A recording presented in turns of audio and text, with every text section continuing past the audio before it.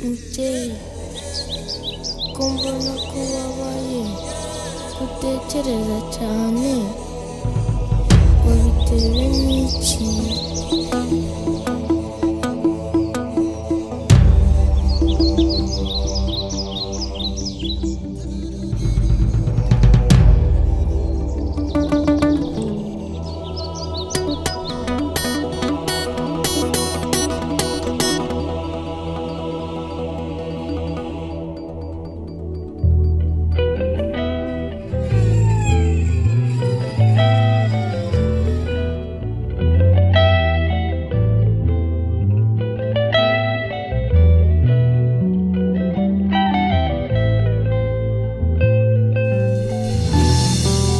Kibondo cyanjye mpano nahawe, ntega amatwi nkubwire inzira uzanyuramo.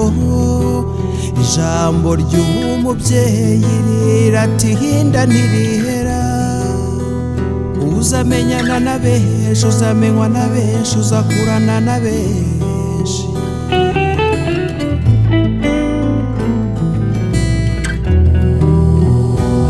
Bazagukunda abandi bakwange, bagutega imihisi ariko iyakumaye izagukuza.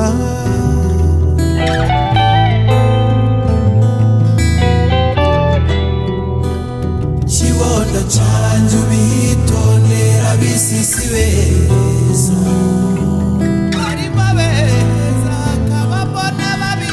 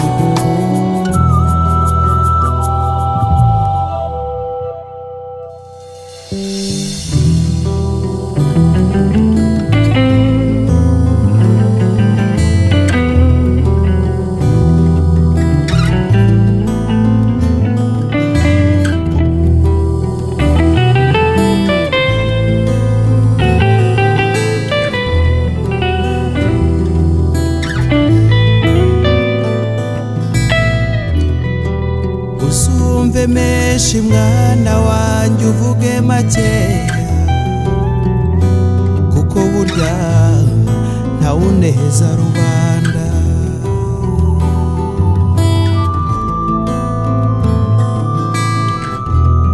Muramenye ibibengera nabyo hose ntabwo ari zahabu.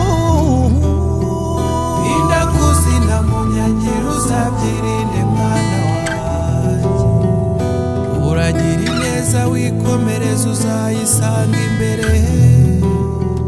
Kandi uzumva umwe wese uja kugana,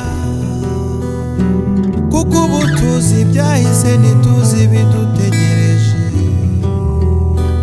Aho urabe maso kandi uzirikana ibi bizakuyobora mu nzira y'ubuzima. Kandi mbaye nkuragije Imana, kibondo cyanjye